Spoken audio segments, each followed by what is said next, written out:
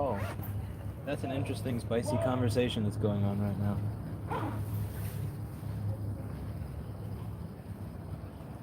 You missed a very spicy conversation.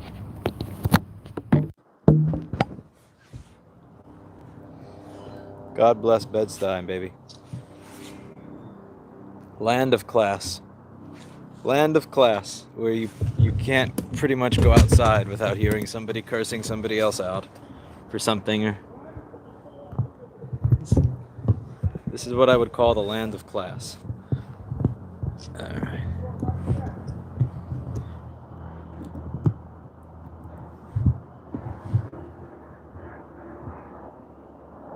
Was good.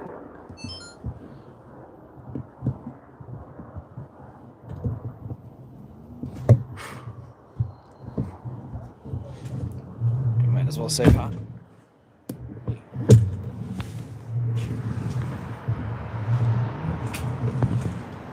That's good.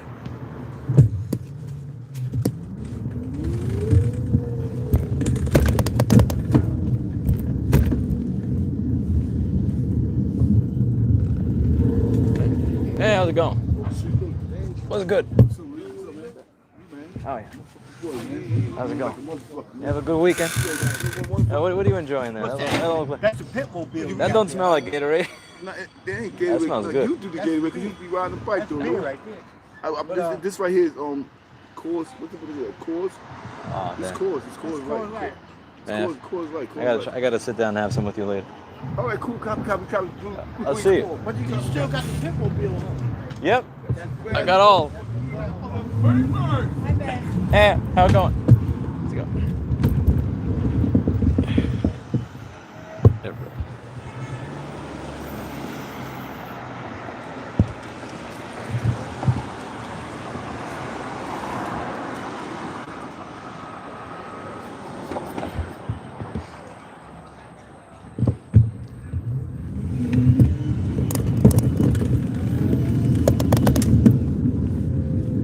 Strange neighbors, but they're my neighbors.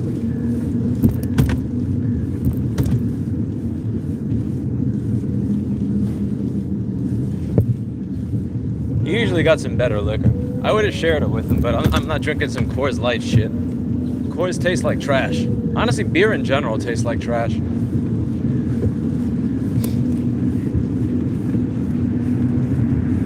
The 4th of July a few years ago, we sat outside and shared some liquor together, but not fucking Coors. Coors is gross. Like, I don't want nothing to do with no Coors.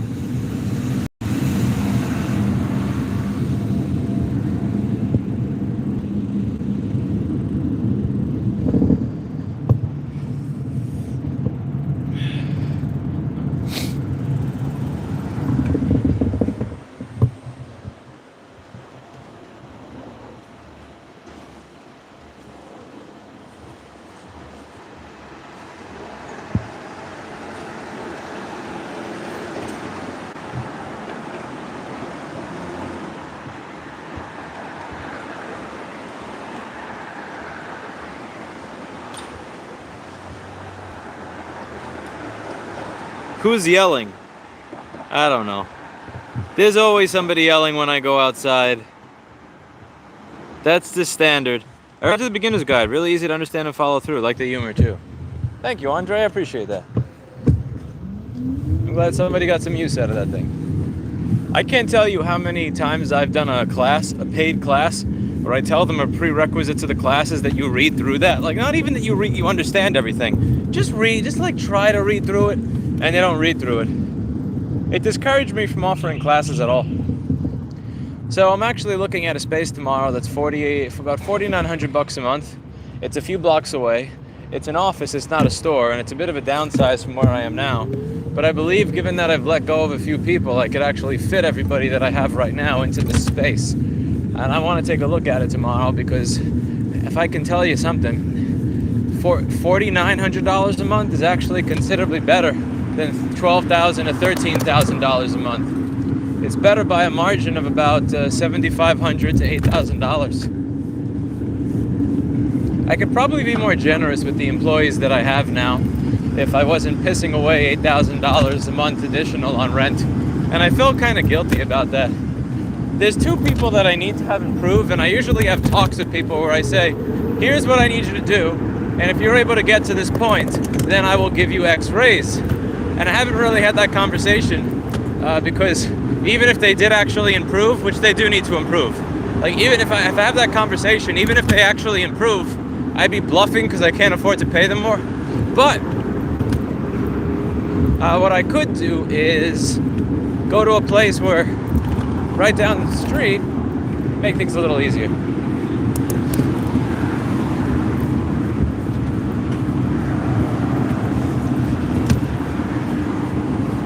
So I'm curious to see what this place is like. We got dual Rossman Realty. Moving the residents out of New York City, moving the store to a smaller place in New York City so I don't lose the employees that I got. There's a lot of people that are going to be stuck staying here for a while.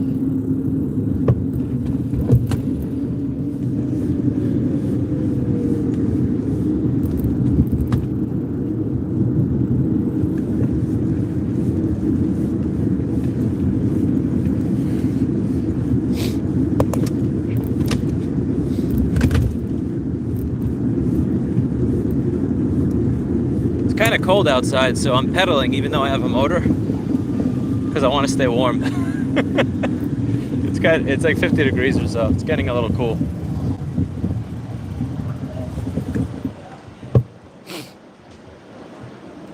Drew, I'm not married because marriage is a fucking scam. I have no interest in opening myself up to the liability of somebody taking 50% of everything that I worked for 13 years before I met them. No. Like, there's no benefit. There's zero benefit being a man in 2021 to getting married, and there's all downside. Like, I don't get anything for it. I just potentially give up for it. And I just have no interest in opening myself up to that level of liability. I already lead a high enough stress lifestyle. Fuck that.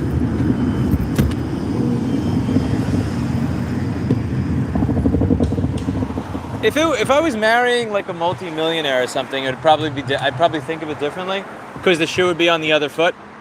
But I've never dated a woman that made more money than me, or had more than I dated one woman a while back whose mother was worth about $70 million in paid-for cash real estate, and she was going to inherit all of that when her mother passed away.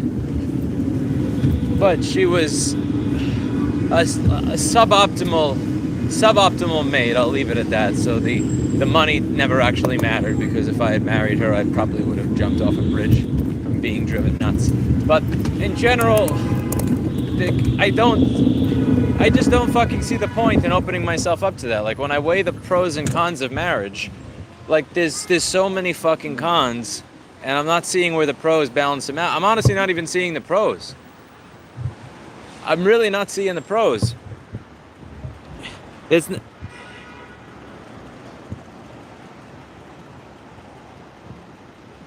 not even about trust. It's like, let's say I'm not gonna hand a loaded gun to someone and tell them to point it at me. Like, okay, I may trust them, but like, why would you do that? What are the pros of having a loaded gun pointed at you? Just name one pro to handing somebody a loaded gun and telling them to point it at you. There's no pros. So like, just why?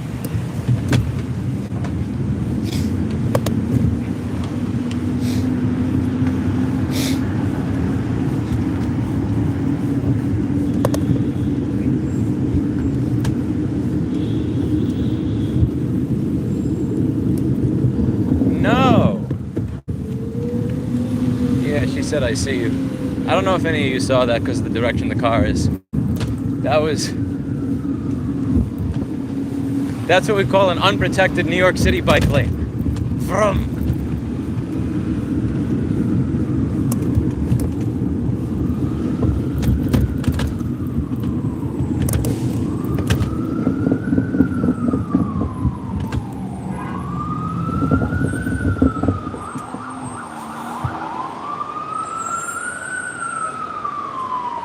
Marry someone without debt because it'll be yours too. Yeah, that's another thing. I don't want to share debt with somebody either.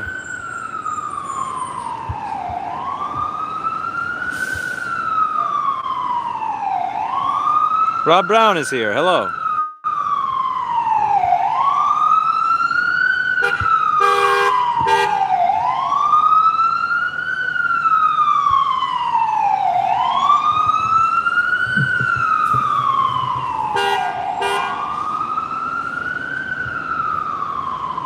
Surely this makes a new house purchase a one-sided deal. I don't understand how it's a deal. I mean, what do you mean by one-sided? I look at house. If I want house, I buy house. If house is a nice house, I buy house, I pay house, I live in house. I don't know.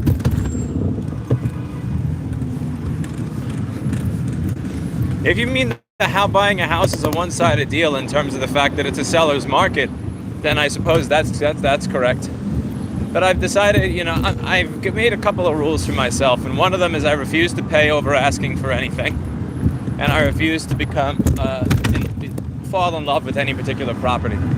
There was something that was mildly agitating about the last property, and I decided, you know, I really liked it. I liked that it had a sizable living room for a nice I wanted a nice listening room, and like 99% of the places I look at that are under $500,000 have a highly cramped living room by the standards of having a nice Vandersteen listening room. And that deal fell through, and I don't really care. I'm not gonna go cray-cray. I would like to find an apartment in New Hampshire to live in the meantime, so that I could kind of explore around there for a while. Like, I'd like to spend a few months exploring and looking for a place that I like there. So I'm thinking of getting an apartment in the area that's located in South New Hampshire, so that I can still commute to here to check things out, you know, get things.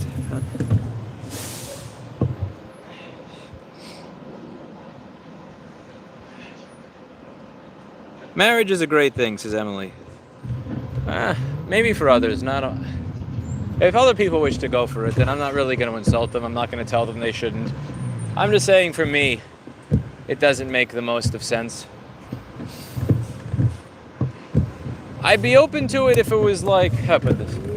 If I was with someone from like the age of 19, when I was interning for 60 hours a week and I had no money, and they were there for like during all that shit, and then I start a business that has 12 employees and savings and all that, then I could kind of see it. Like, if I can't just up and marry somebody, even if I care about it. I can't see myself up and marrying somebody with the amount of liability. Like, after putting all this stuff together, living, you know, after going gray by my mid-20s.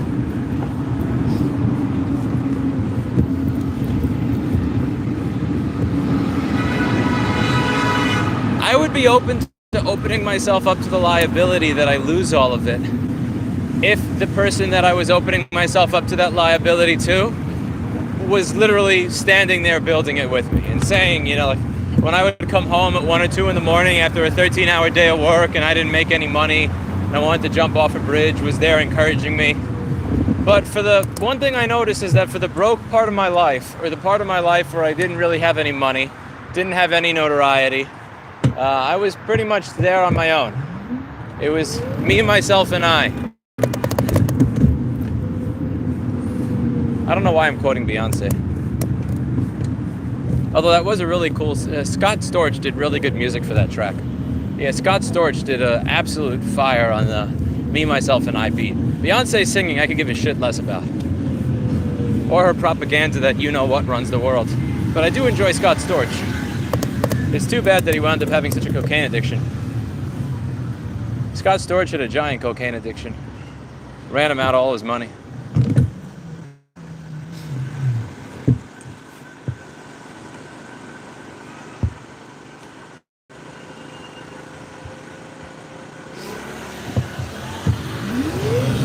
Oh yeah, my CPA and his attorney regularly work to break the prenuptial, the prenuptial agreements that his client signs. So I know, no, you can break that shit. There's always a way around it. CPA tells me stories regularly because like he has clients that sign prenups and they think, oh, well, I guess I can't get anything. He's like, oh no, don't worry about it. My CPA actually sounds like Daffy Duck. He's a charismatic guy. He's a very interesting individual. Very, very, very interesting man. Leads a very interesting life. But yeah, he has this very Daffy Duck-like voice. Oh yeah, don't worry about it. We'll just get right around that. Oh no, you're gonna get everything.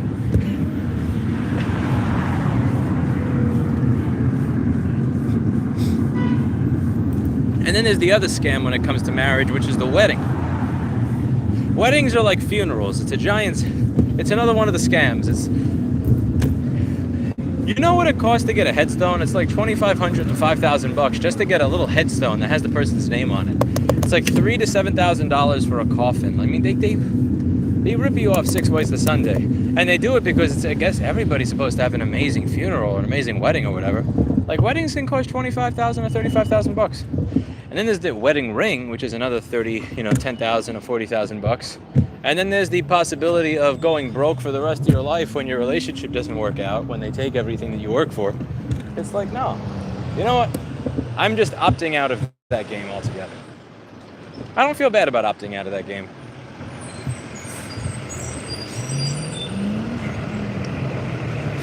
And it really isn't like a female-centric thing. Like if the tables were turned, like if I were dating somebody that built the company from nothing over 12 years and I wasn't there for any of it, and they had a lot more than I did, like I wouldn't expect them to want to marry me.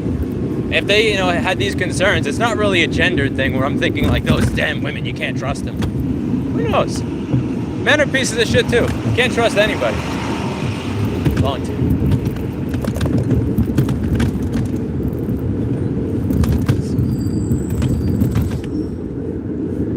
There are many people in my life that I love, but I never hand them a loaded gun and tell them they can point it at my dick. There are a lot of people in my life that I love that don't have the passwords in my bank account. Like,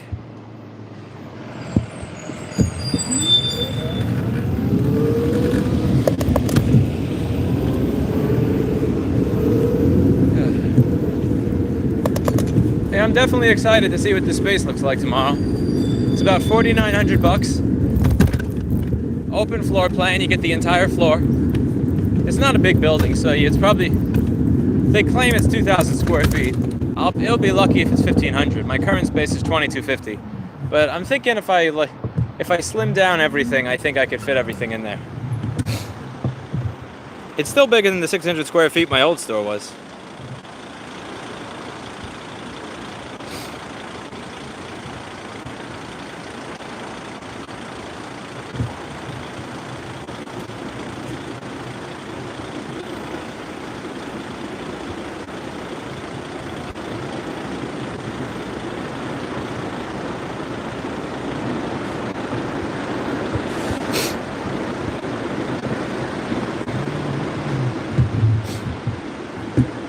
I think there's an argument to be made for marriage once you get to the point of discussing having children. I'm not at that point yet. Because once you have a kid, I think you kind of should be stuck with the person that you had the kid with. My argument.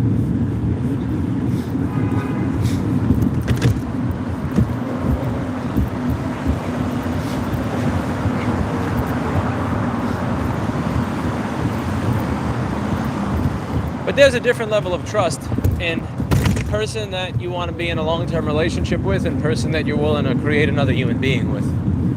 I'm not at that point yet.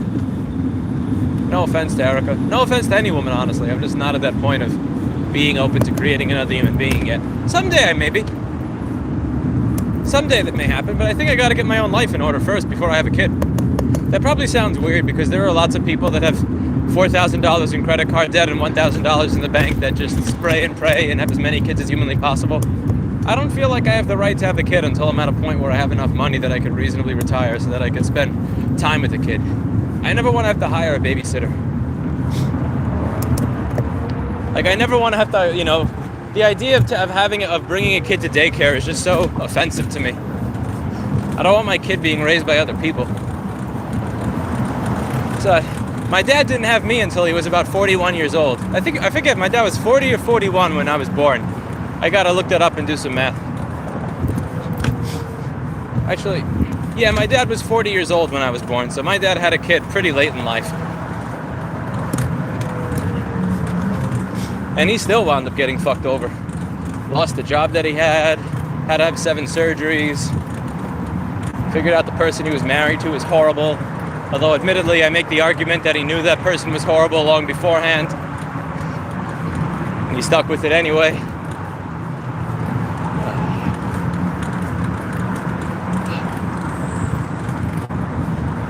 But yeah, I gotta get my life in order before I even consider having a kid. I wouldn't say that my life is in order at all right now. I don't have direction. I don't have a plan that's working out the way I wanted it to. Don't have security. But I can get those things. And when I do, then we'll revisit the idea of having a kid. And once we revisit the idea of having a kid, then I may revisit the concept of marriage.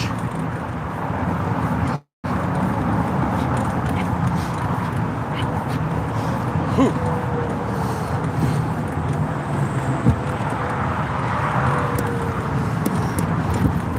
I'm pedaling to stay warm. It's just kind of hard to pedal because this bike is carrying like 55, 60 pounds of fucking batteries on it.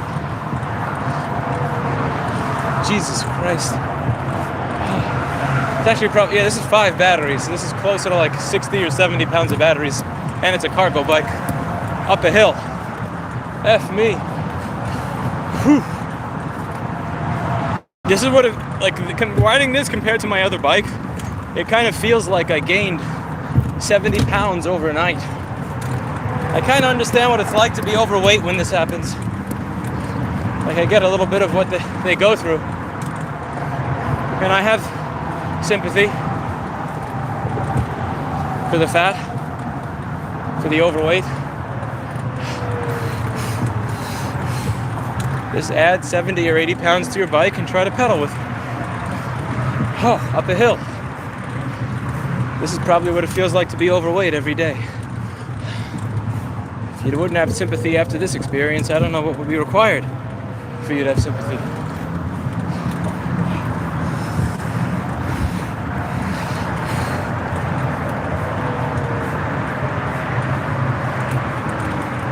I don't imagine being fat is easy.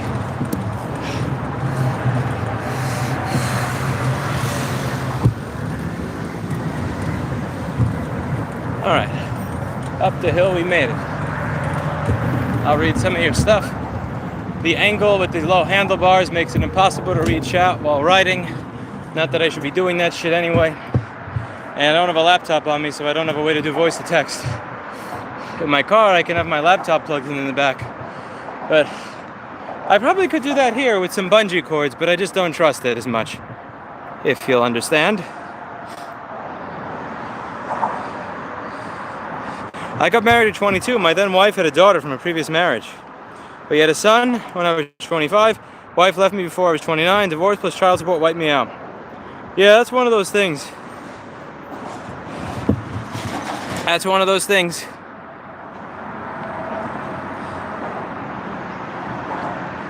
Makes it. Travis is why I have a kid. Let me tell you from experience, it's better not to. No, that's bullshit. Think of how many people had to fuck in horrible conditions for you to exist. Like 3 or 4 billion years. People fucked through war. They fucked through ice ages. They fucked through 95 degrees. They fucked before you had indoor plumbing. They fucked before you had the ability to, go to a bathroom. They fucked before you had deodorant. All just so that you could exist. And I think it's a bit of a disservice to all the shit that your bloodline did before you to just say, you know what, it ends with 4 billion years of struggle ends with me.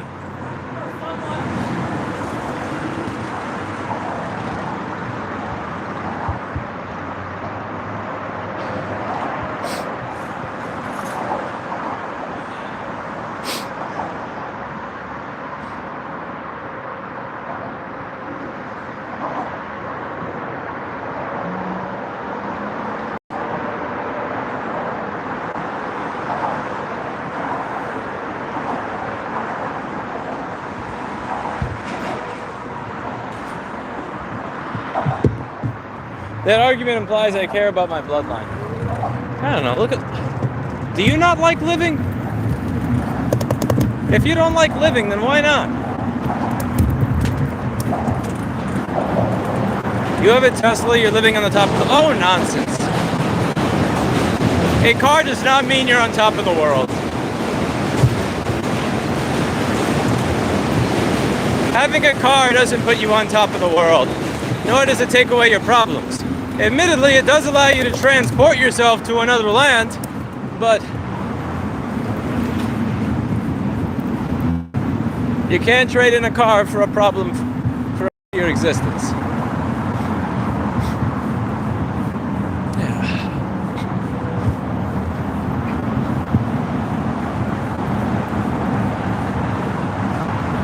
Living does not suck right now. Look at throughout history.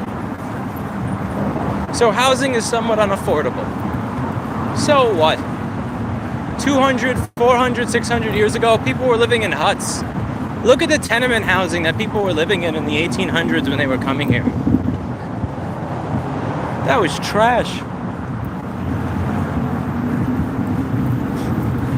Even my grandparents, my grandma, my grandpa, her brother, her sister-in-law, and my uncle and my mother, 6 people, were living on one side of a basement, a humid, damp, disgusting basement in Sheepshead Bay. Even your shittiest Eugene constructed apartments are better than that.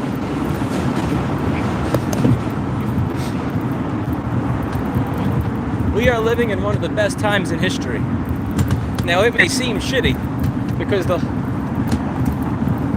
in the 90s, the inflation wasn't as bad. In the 90s, cost of living wasn't as horrible. In the 90s, there seems like, at the very least, we were done with the Cold War. Now it's time for everybody to come together, and that kind of fell apart. But you compare it to just even 100 years ago, way better. Or then you look at, let's say, career choices. How did careers used to work? Your dad was a blacksmith, and you want to be an artist. I want to be an artist. I don't want to do what you did. All right, you're dead. We want to go to war. You have to enlist and go to war with us. I don't want to go to war. I'm not joining the draft. Okay, you're dead.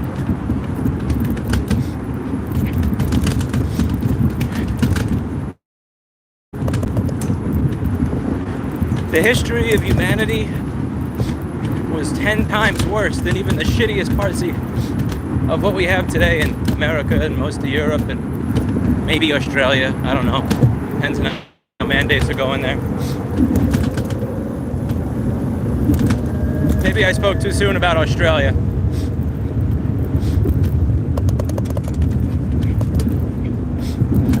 So that probably makes it sound silly that I want to have my life fully in order before I have a kid. And point taken. I suppose the only reason I say that is because I think it's actually in view. For me, I can see it in view. Like, and as long as if I didn't see it in view at all, then maybe I just lower my standards. But because I see, I've always seen it. It's like, it feels like it's just 10 feet away. Like I can just barely reach out and touch it. A sustainable, stable, sensible life. And once I get to the point that I could it feels stupid to have a kid now when I could just wait until I get right over there. But even without that, life is way better now than it's been throughout vast swaths of eternity.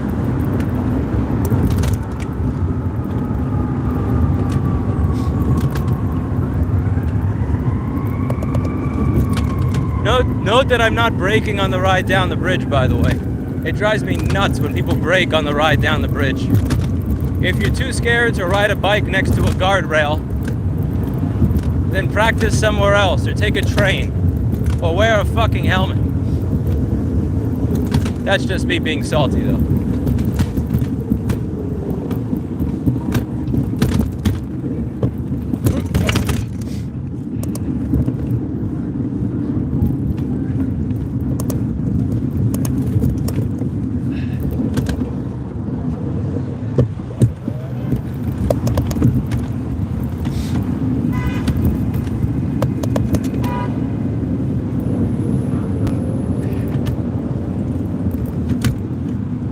bridge exit is a bumpy one. Yes, it is.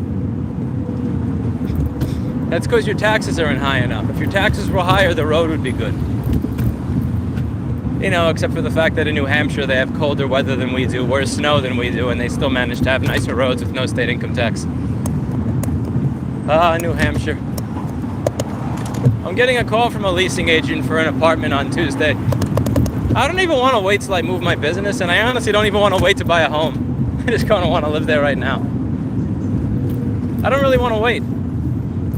So I'm going to look into an apartment. I don't want to sign a 1-year lease or anything like that. I want to see if I can work with the management office to get them to agree to something like month by month, so that once I find something that makes more sense for a more permanent living situation, I can just give them the keys and drop out.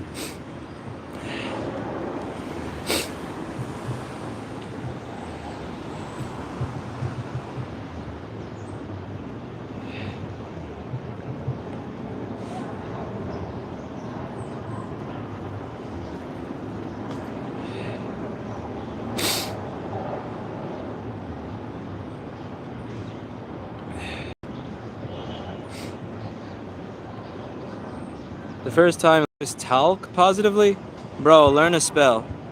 There's a lot of happy stuff that you probably don't pay attention to because you're a miserable fuck that can't spell.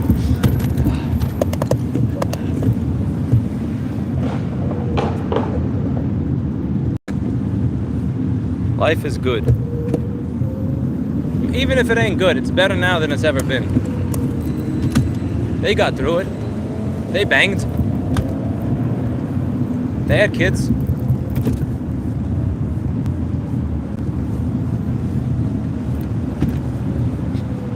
I think the biggest desire to have kids is to be able to see people not repeat your mistakes and see what they can do. And that's the most exciting part to me, I think, is just the exercise of what could my children do with my genetics, with my brain. What would I have been capable of if I had different circumstances, but further, if I didn't make all the mistakes that I did. And I'm kind of curious to see what that's like. Like, if my kid is raised by somebody like Erica instead of my mother, if my kid had the advice and the wisdom so he knew not to make all the same bullshit mistakes in life that I made with my life, what would that be like for him? What would he accomplish? I think it would be really cool to see that. And even if your life sucked, let's say your life does suck. Okay, fine, maybe it sucks. Wouldn't it be cool to see what your kid's life could be like if he got to learn from you all the shit to not do and just have this little shortcut to success? I think about that from time to time. Like, let's just talk about careers. Let's just talk about careers for a moment. Let's not even talk about genetics or bloodline or family or any of that shit. Tim Herman started doing MacBook repair after watching my videos at the age of 16 or so, right? Now, he had a successful board repair business by 17 or 18. Now he's teaching a class on it, doing all this stuff. Tim is at the point where he's going to be about 22. Getting chased. 1 second. There's a Bafang gang behind me. Delivery people that don't know how to drive. I don't want them near my fucking bike because they're... So...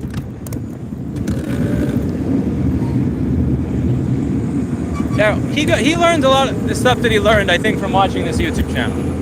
And it's really cool to see what he was able to do, avoiding all of the mistakes, avoiding all of the things that didn't make sense, weren't profitable.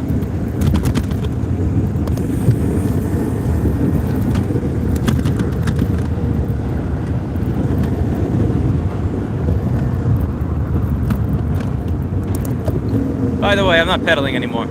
That should have been obvious. I was keeping up with cars in a busy road. But like, Tim did not go into, I don't know, trying to do wholesale screen repair. He got into doing motherboard repair. Why did he do that? Because he saw that actually worked. When he started doing board repair, did he spend 3 years staying up until 4 in the morning to figure out the solutions? For the new ones, probably, but for the early ones, probably just watched mine and kind of got an idea of how things worked, and he had a template to work with. And I think that's the most exciting part of being a parent in real life, is being able to live that entire, have that entire thing work out for you. Being able to...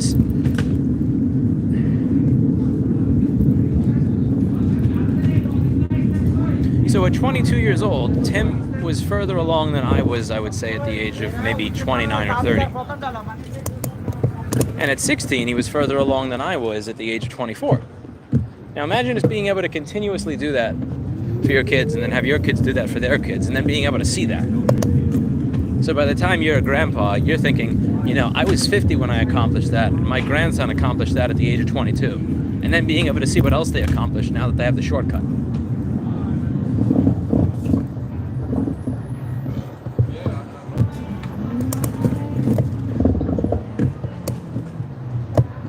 That's why I think some people get so pissed when their kids don't do what they're, quote, supposed to do.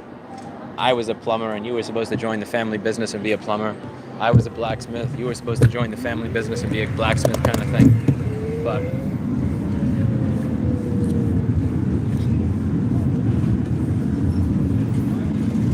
I don't really give a shit what my kid does.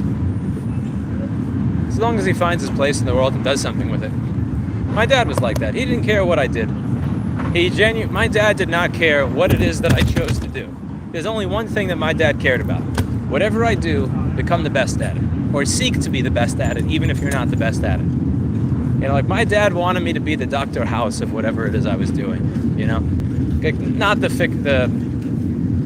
obviously I know Dr. House is not real, but you get the idea. You know, the person that could just walk into a room and, you know, look at a chart or something for 5 seconds and go, this guy has this disease, without even doing a test, but nobody else gets it. Like my dad wanted me to, he didn't care what I did. He didn't care if I was an artist, a psychiatrist, an IT person, board repair, you know, building inspector, architect. It didn't matter to him what I did. A chef. It didn't have to be what he wanted me to do or what he did. As long as I did whatever it is that I was doing with the pursuit or the intention of being the best at it, that made him happy. I think that's all I'd want from my kid. I don't really give a shit what he does, as long as he does it with the mind to be the best at it.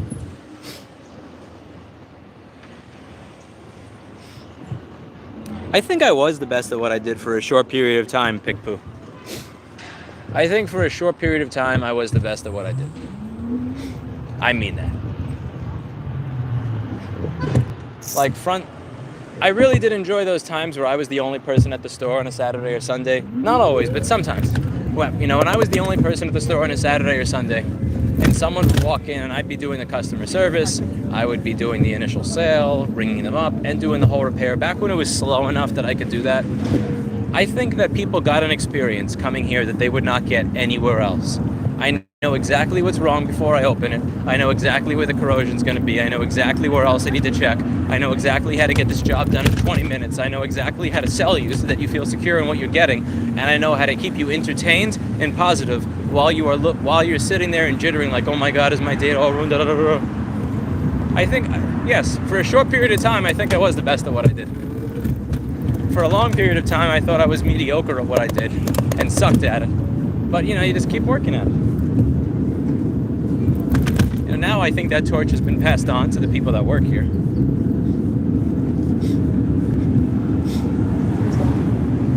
But yeah, for a short period of time, I think I was. And you know what? There's something fun that comes out of it. There's something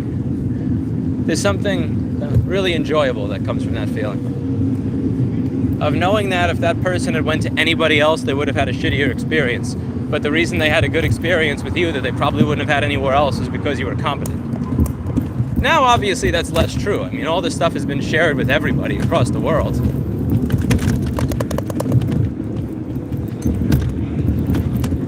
The framework for how to, you know, of knowledge necessary to be able to do all this stuff has been made open.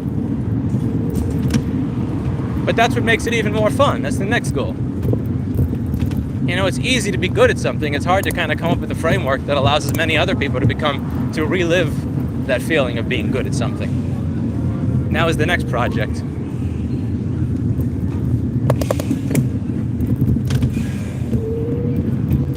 That's what Repair.week is going to do. That's what Right Repair is going to do. That's what pretending to pedal when you're riding behind the NYPD in a totally illegal bicycle is going to do. Hey, hey. It's not a 7,500 watt capable e-bike that can go over 50 miles an hour. No, sir. No, sir. This is just a normal old pedal assist bike. Look at me pedal. Whew. I'm just pedaling. Beautiful trash-filled New York streets. Yes, lots of trash. Experience is better than college education. Yeah, I never really understood the idea behind college for a lot of different fields, and then I realized it's really just to prove to other people that you're good at something. And I really don't want to do that. I don't want to spend 4 years in college just to get a piece of paper to prove that I'm good at something. I'd rather bypass the middleman and do it myself.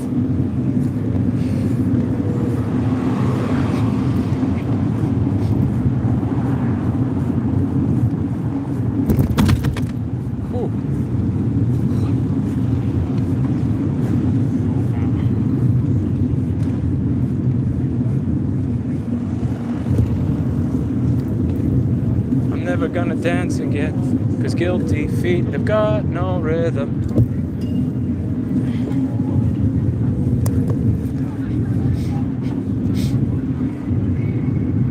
I need to find a way to do text-to-voice chat with one device. Because right now I'm relying on a laptop to do text-to-voice so that I could hear chat in my earbud, which requires I have a computer that sits in my back seat of my car. But I don't have a back seat here that I trust to hold the laptop, so I don't have a way to actually read chat. It would be really cool if there was a way on a single device to have the YouTube chat read to me.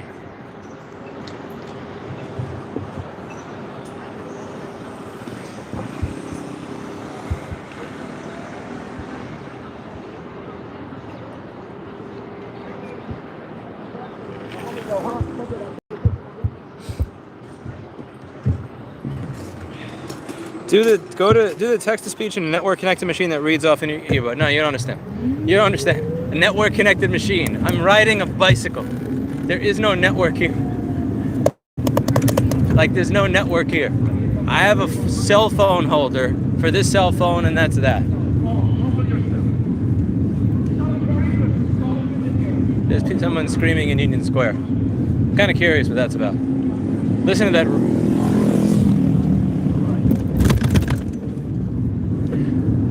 Is the Lexus ES350 a good car? I see that car everywhere.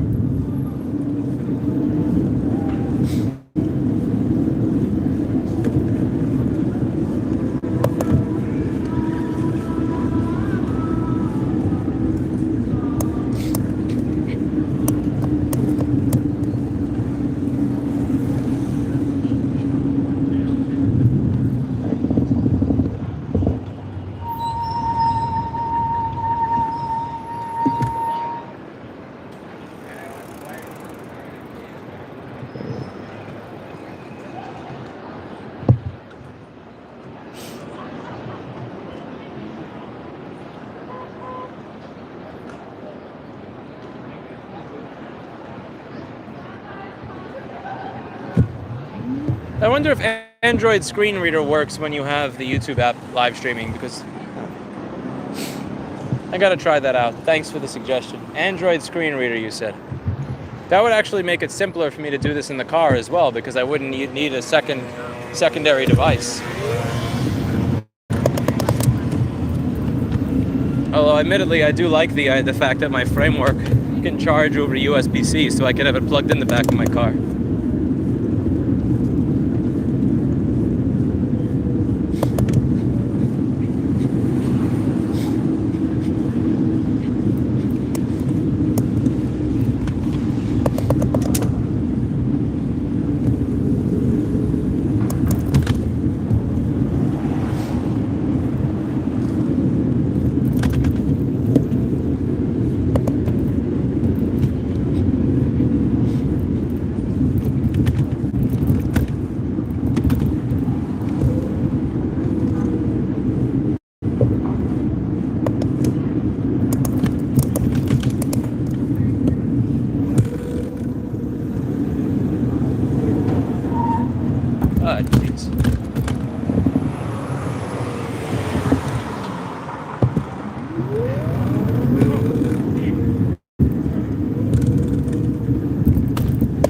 heard was a random crazy person screaming on the street.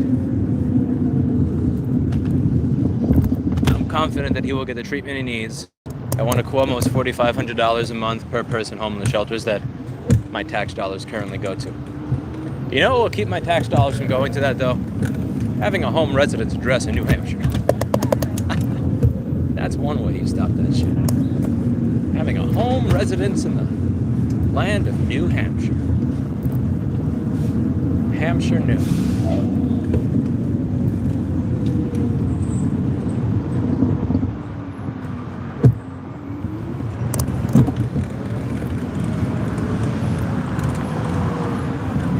Where is Old Hampshire?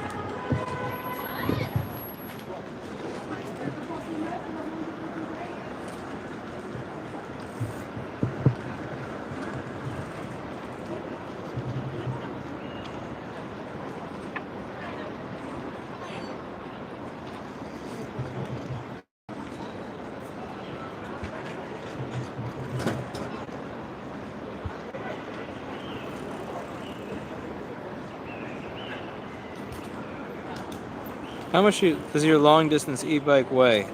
I never weighed it. Ricardo, I never weighed it, unfortunately. I don't have a good answer to that, unfortunately.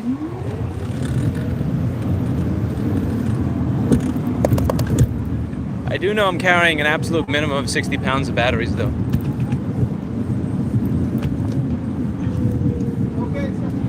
It may actually be necessary. If I move to that other location, that's not a store, and the elevator is too small to fit a bike, which means that I won't be able to charge my bike in my office anymore. I'd have to pay for bike parking Then again, if I save $7,000 or $8,000 on rent, I might not really even care. At that point, I may even offer Steve a paid parking spot so he doesn't have to keep parking in his secret place. Steve has a trick to getting free parking in the middle of Manhattan, but I don't know how long that trick is going to work for. It's a good trick. I'll give him that. He's been doing that shit for like 5 years now. But at some point, that trick's not going to work anymore.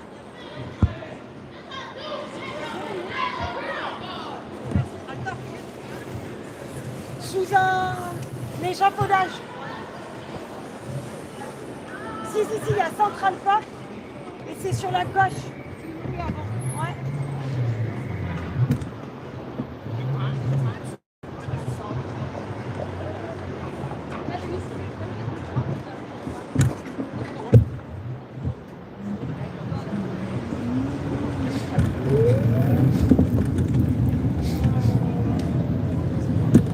Au contraire.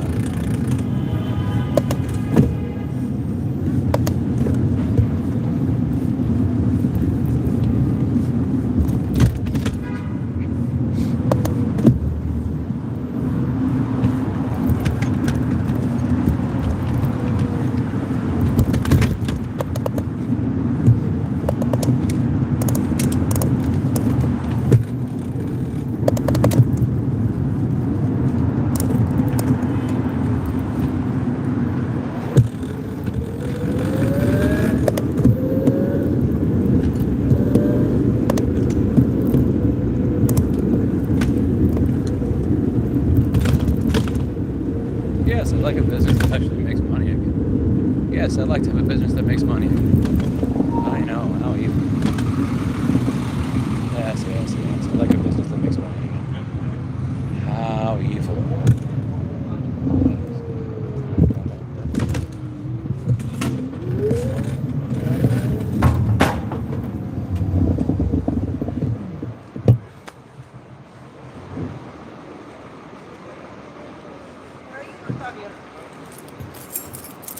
Trabajo.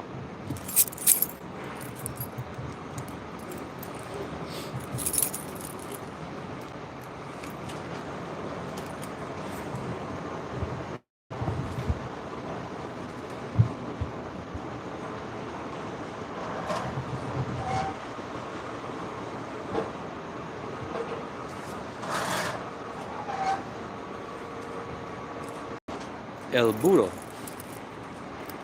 sabe más que tú.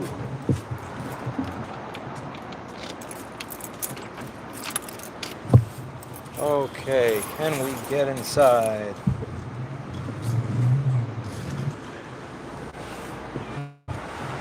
Oh, vroom.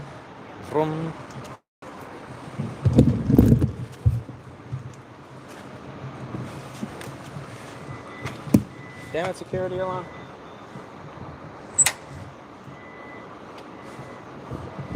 I have to open the damn door for my bike. You piece of sh...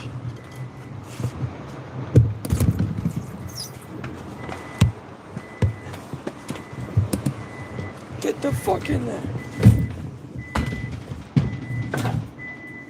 Okay.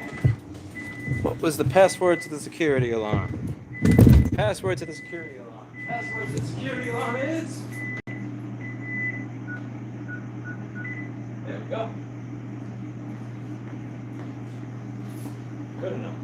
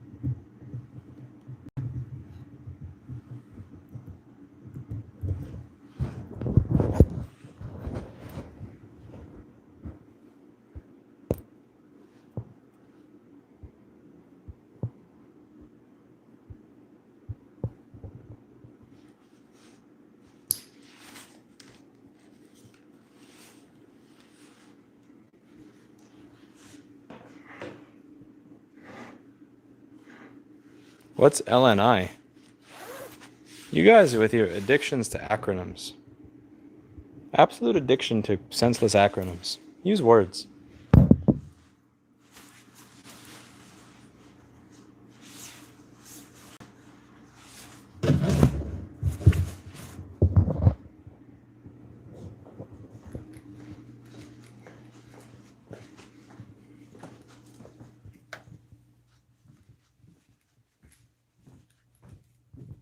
No kitty.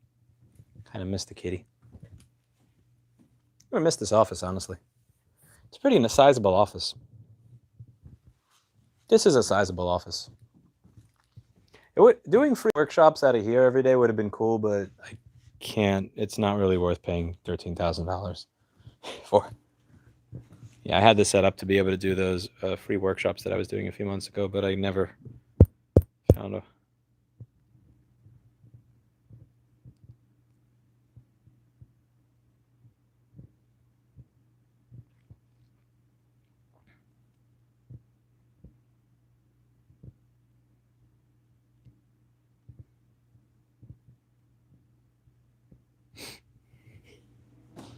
There's a lot of space here that I don't actually make use of.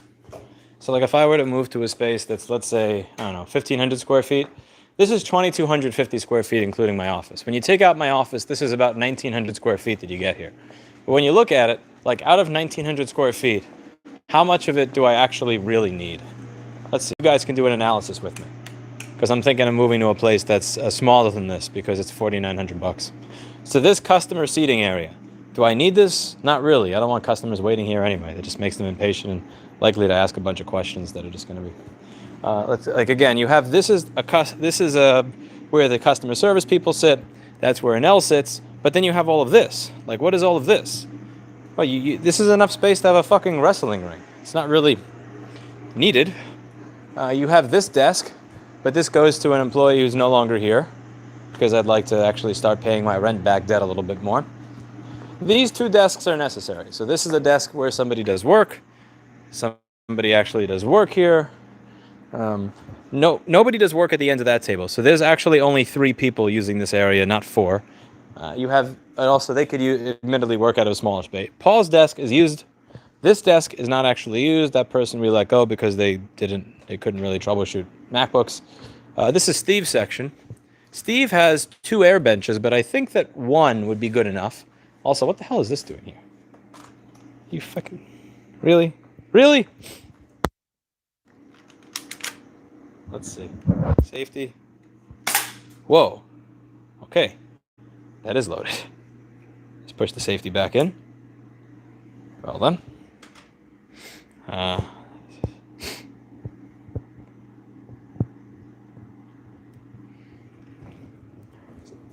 That's Orhan's desk.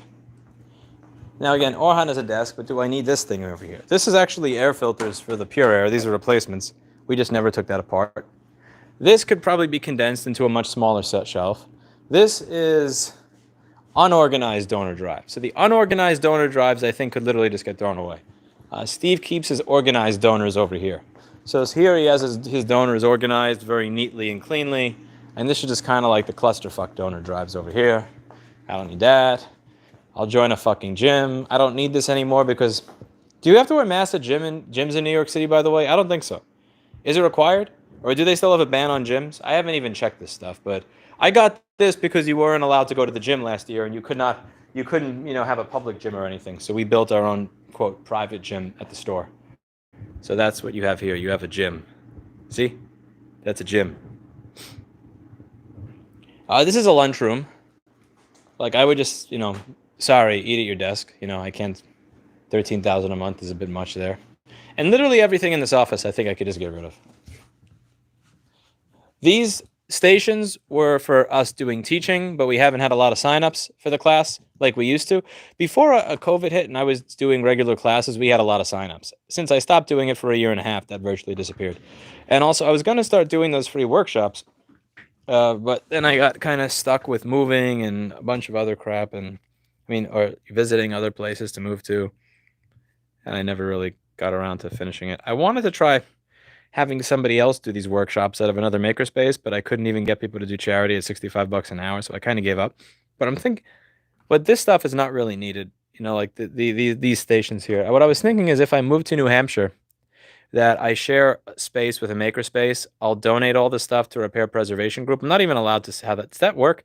Am I allowed to donate to my own charity? Like, am I allowed to donate my company's materials to my own charity? I got to ask my attorney about that because you got to ask an attorney about everything. But what I'm thinking of, look at how much crap with 0 customers. Oh, gargle my balls. Now show me your repair shop. But anyway, what I could do is I could move all this gear to New Hampshire, and then I could do workshops with 4 stations where I could kind of teach people how to solder, teach them how to do stuff like what I intended to do before, and I would do it on my own, and I would just have it open on the days that I was in New Hampshire, that I was there. People could meet up, say hi, learn how to do stuff. The bike shit I would just get rid of, and the savings in the store would go towards me paying somebody else to do bike shit. 99% of what's in here is probably junk. It's like paperwork, donor boards. Like this entire office could literally get tossed out, I think, and fit into a smaller location. This is JP's air horn. I was using this during the great protest of last year, so every time somebody would be closing in on the store, I would play this air horn that I activated using a power supply over a remote desktop so that people would get scared and stop trying to break into the store.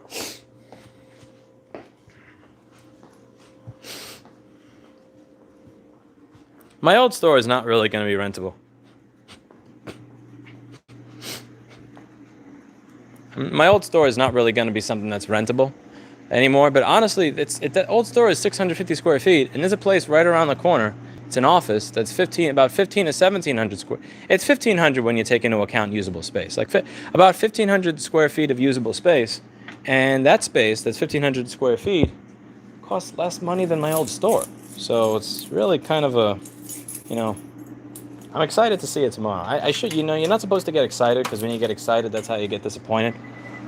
And I know if I wind up getting excited right now, I'll be disappointed when I see it tomorrow, and it's actually, 600 square feet, and they lied in the plans and some other bullshit. Or there'll be some sort of, there'll be some sort of cyanide pill in there for sure. Like they want an 18-month deposit or something. You can't ever get excited about things, but I still, it's hard for me to get excited. Why are you wasting money? I'm not wasting money. I'm running this now because I have a business and I have customers. And if I stop running this right now, then I would be out in the street and have no customers and no business and have to start from scratch, which is retarded. Like most of your comments in this thread have actually been retarded. But let's see if we have it. Okay, so I've heard it said that 3 moves equal a fire. Yeah. I use the basement a little bit. Let's see, what do I have in my basement? It's probably all junk. 1 second, let me just relock the front door. I'm not going into my basement without locking the door, because all these computers will be gone, knowing this fucking shithole of a city. Okay. Lock door. What do we got for the basement? I'll put wide angle camera back on.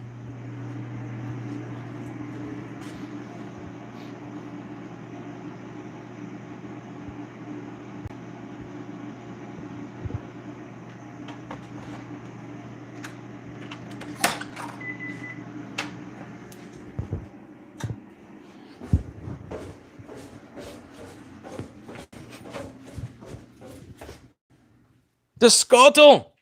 Oh, man. This actually is something I gotta clean up. Viniera, Steve, and one of my ex-employees who died of COVID got me this for Christmas. This was the year that I started getting really deep into motherboard repair, or really excited about board repair. They got me this for Christmas. And even though it's a total piece of shit, I kept it because it demonstrated that whatever the hell I was doing to my employees, and I don't know what it is, I've always thought I was a piece of shit boss, that they actually spent their own personal money to get me a Christmas gift so that I would do board repair, because they knew I enjoyed hearing about it. So that is, I save this. I save this as a reminder that I have some of the pretty much the best employees on planet Earth. Most of this stuff is crap. So like an EM3 EV e-bike battery, a broken Bafang motor. Honestly, all of this is my old bike shit over here.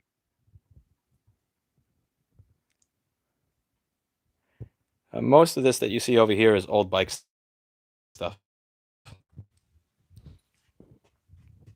Like some HAKKO soldering equipment, a broken quick, a Nerf gun, plastic bins, flooring material. Yeah, broken quicks. I don't really have anything to do with this. Wi-Fi will not help because I have one shitty access point. So there's no Wi-Fi in the basement, man. You're delusional if you think I have Wi-Fi in a basement.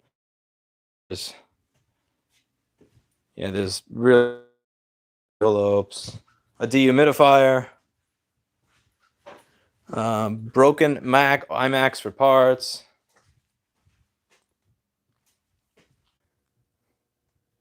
They're not worth the time.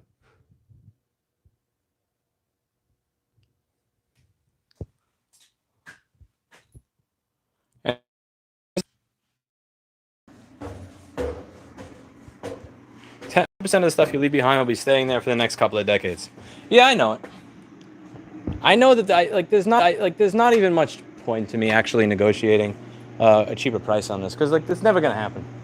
Like I had a conversation with one of the people from the management company, and they said, "How about this?" They didn't even agree to a serious decrease. It was something like a decrease of $2,000 for about 4 months, and no forgiveness of back debt. Forgiveness, instead of being like 12,500, it'll be like 10,000 or 10,500, and that's only going to last for 4 months. It would have to be approved by everybody, and there's a good chance it doesn't get approved. And we need to go through all of your taxes and your books personally and business-wise. It's like, get the fuck out of here. No, I'm not opening up my books to you for the chance of a temporary reduction of like 10%. No, it's clear what I got to do. So I'm going to take a look at this place around the corner, and this place will likely be empty forever. Just like all these other places in New York City that are empty forever. You read about that on the news. They post all the time about, the recovery and all these people coming back and, how the residential housing prices are going up and there's bidding wars and all that shit. But then when you actually look at the streets, you notice something, that everything is still fucking empty. Like, even though there's a lot more people walking around in New York City, that has not translated into stuff getting rented. Like, see that space that says retail for lease? That has been for lease for like almost a decade. The place that's next to me, there's that place that used to be an Asian clothing store next to me. They said that they were going to find someone for that if I didn't take that space for $13,000 almost immediately. It's been 2 years. It's still empty. Like, all this stuff is going to be empty for a long period of time. So, So what you have to do is you have to find someone that actually wants the space rented. And that's the important part. Because what I'm starting to learn is that most of these landlords don't actually want it to be rented. That's why they're asking an insane amount of money. They don't want it rented. They'd almost rather it be empty. So you have to find someone that actually wants to rent it, that is willing to make a deal that actually makes sense based on what you're able to make in that area.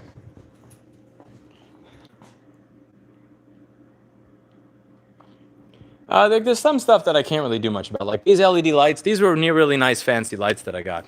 But I threw away the lights that the space came with, so I can't really put them back, so I kind of got to leave the lights there.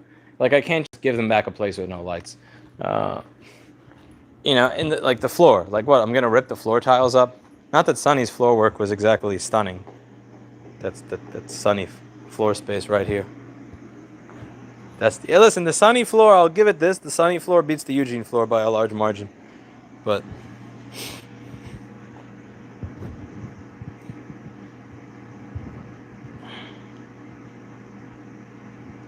I don't care about Wi-Fi in the basement because the only time I ever use Wi-Fi in the basement is when I'm walking to the basement of the space before I move to another place to show you that what's down there.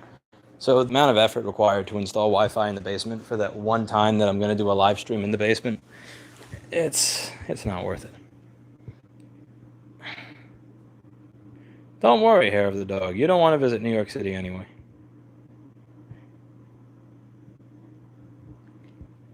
Have you ever considered asking Linus to partner or dono with your Right to Repair organization and produce videos teaching on the goals to even making other videos to help the lobbying? What do you mean? I don't know what you mean exactly. There's a lot of words there, but I don't know what you're specifically asking. Like, to make videos to help lobbying. Videos don't really help the lobbying so much as hiring them helps. So Dono, he gave $20K. I can't be mad at him for that. I'm not sure how I'm allowed to use that because he's foreign. He's from Canada. But there are areas where I can use it. So, for instance, if it's not influencing legislation, like if I'm traveling for right to repair, I can use it for that. But I mean, he's done more than I could ever imagine. He did a video on a channel with millions of subscribers explaining why people should care about right to repair in a better way than I've done, and he gave 20K. Like, there's really, and he backed a right to repair friendly company and explained why he was happy to back a right to repair friendly company. So Linus has really done more than I could ever expect of him. And I'm not like this. Not really. I'm not gonna like bother him much more at that point. That's kind of an asshole thing to do.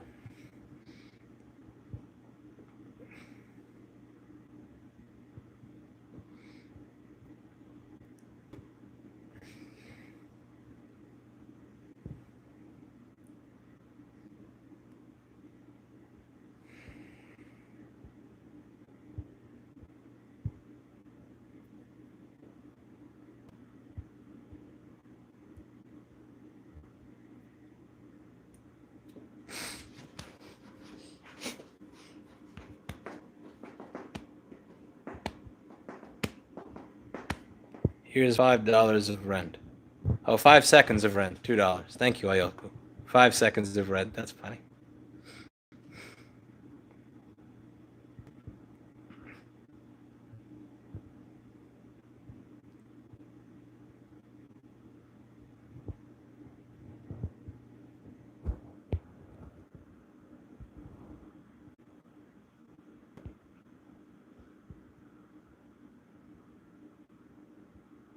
Yeah, I had lots of ideas for this place.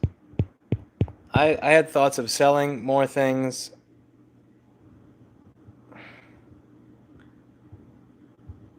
How do I contact you? I'd like to give your help for a right to repair bill.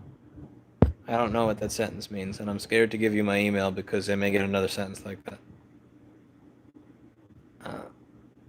Lewis at fighttorepair.org, but please make your email make sense, or I can't help you. Are your bikes holding up okay? 1 out of 3. One of them is like really fucked, and one of them is semi-fucked. I just haven't made the time to fix them because I'm a horrible bike mechanic. Dave. Yes. Rewind, man. Rewind. I can't explain it from scratch again.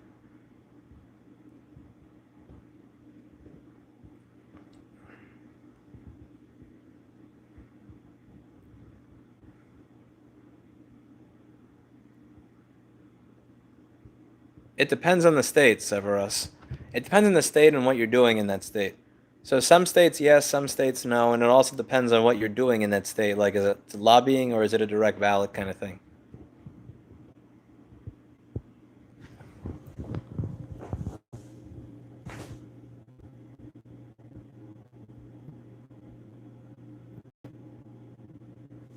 Also, if you're asking a question, do me a favor and use 1 question mark. When you use more than 6 question marks or exclamation points, it actually gives me anxiety and high blood pressure, and I don't need high blood pressure. The rent of the new place is around $4,900 if I see it. But yeah, if you ask a question and it has like 6 exclamation points, I'm just gonna keep scrolling because I need to keep low blood pressure. What do you mean earlier when you said landlords don't want their space rented? Well, when you have a space that's the size of my office and they ask $75,000 for it, my base assumption is you don't actually want that rented. You're just being a shitposter. Okay, I'm supposed to be doing stuff right now. My girlfriend uses tons of question marks. It drives me nuts. I would suggest breaking up with her and finding somebody else. I think that would be the end of it. Of any argument Erica and I have ever had, I think if she used more than 6 exclamation points or more than 6 question marks when messaging me, that probably would have been the end. You could rent a MAGA truck and have a rolling repair business. Oh, that's funny.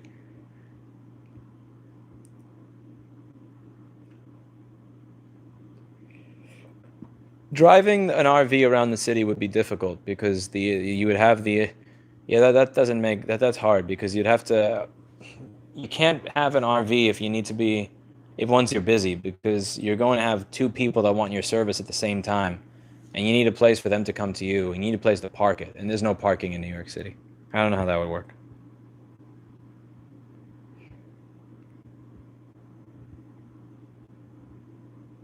No more drinking on the open-air party wagons in Nashville. What happened to that place that had a light behind the wall? I don't know. I haven't passed by it. That was on Avenue C and 12th Street. If any of you want to look at Avenue C and 12th Street, you can find that space, and you tell me what's going on with it.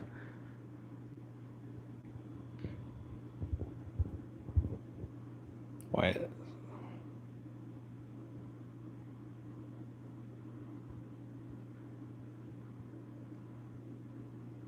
Louis, loose? You don't do refurbishing. Loose? I'm not loose. Who are you calling loose? I'm as tight as a virgin asshole. Why'd you go to work today? Because I had stuff to do, and I'm not doing it actually because I'm still reading this.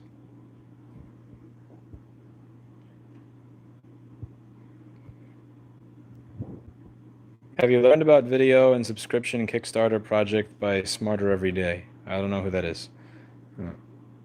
Have you reconsidered fixing stuff in one place? No.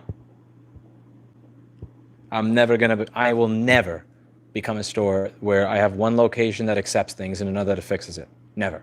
Never. Seriously, never. Like, read my website. Click About Us on rossmangroup.com. What am I advertising there? The person that you speak to knows what they're doing. The person you speak to can answer your questions. The repairs are done on site. I'm not turning into a fucking shitty franchise that has people at the front desk that don't know what the fuck they're talking about. Like, that can't actually fix anything. No. I'm not doing that. With like any sort of problem you have, it's 1 second. We have to mail it off to the depot. That's just so counter to what this business is and whatever made it successful.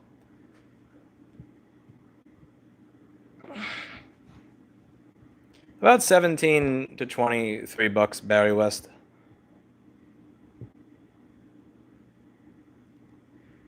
I have to disagree with you about landlords in New York. Yes, some landlords want it vacant, but a lot don't. But they want to get paid just like you do. Incorrect. No, that's bullshit. Firstly, you got my name wrong, so screw you for that, because it's written right under the name of my channel. It doesn't take much effort to type the O. But B, no, I want to get paid something that's fair. So if you bring me a computer that costs $2,000, I'll say it's $200 to $300 to fix it. They want $75,000 a month for a box. When you want $50,000 a month for a space that is under 1,000 square feet, that's not wanting to get, quote, paid just like me. I want something that's fair for my time and the value that I provide, which is why I have a line out the door of people who are willing to be my customers. They want something that's insane, that makes no sense, which is why they have no customers. If I charged the same price that they charged, I would have no customers as well. So when you have a space that's vacant, that sits vacant for 2 years or 3 years or 5 years, or in some cases like the one on Broadway and 12th, 10 years, that means that your price was so high that you couldn't find a single customer in 10 years. Let me show you why that's bullshit, Mr. Man who can't pronounce my name or spell it. These are customer devices. All of these people thought that my price was worthwhile enough to have something fixed. These are more customer devices. These are awaiting repair. Everything you see here is from somebody that thought my price was reasonable. Let me have them fix it. These are the done ones down here. So these are all the devices where somebody is waiting for it to be picked up. We've already fixed it at the price that was agreed to because it was fair. Let me show you something. You see this over here? When a place like this is vacant for over 5 years, that means that they had 0 people take that place for 5 years. 0. So it's not, quote, wanting to get paid just like me. I want to get paid something that is reasonable, that people are willing to pay, that they have the means to pay. They want to get paid 10 or 20 times what's reasonable for doing nothing. So there's a big difference there. You should never compare one of those types of landlords to people that do actual work. There are landlords that are actually reasonable. There are landlords that actually want to rent their space out for something that's reasonable, and they want to get paid an amount that allows them to deal with the upkeep and everything else. But that's not what we're talking about in New York City. That's not what we have in New York City. We have an insane system where a price is so high that you have 0 customers for 5 years, and you're like, I'm not going to lower the price. If you had a $2,000 MacBook Pro and I said it would be $3,000 to fix it, I probably have no customers for 10 years too. And at some point I think to myself, I'm telling people it costs $3,000 to fix a $2,000 computer. Maybe that's why I have no customers, and I might adjust it. But the law of supply and demand doesn't really apply here. It just kind of stays expensive permanently. I already got STH going with jerry rig. I have no idea what STH is. You guys and your acronyms, you drive me nuts. The acronyms are getting more and more confusing on YouTube nowadays. Like, more of my chat is acronyms. Why are you staring at the ceiling? It's comfortable to lay down before I start my day. Not very productive, indeed. Let's see.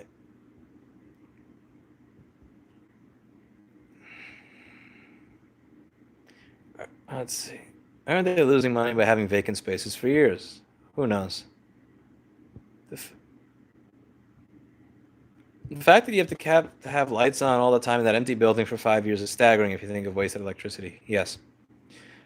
One wise man told me how to negotiate with yourself. That man helped me get more productive. Also, this turned from bike ride to an AMA somehow. It did, Mario. Thank you very much. No idea what STA is. Yeah, me either. Most of the acronyms here are confusing.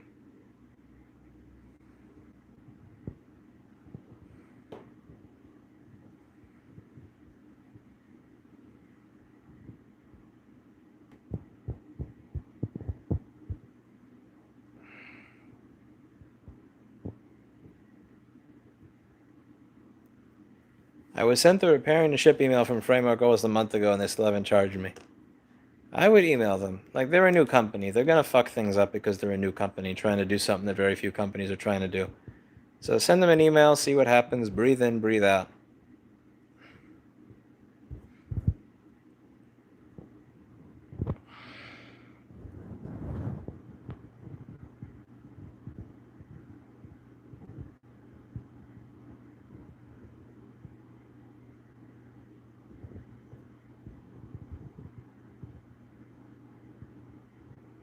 I agree, SD0. It hurts my soul too. Okay, I'm out of here.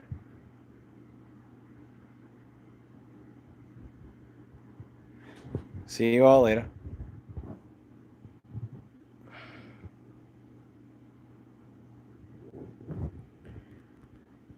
I like that, Mr. Horizon. I don't know if that's a real association, but if it isn't, I'm going to start it.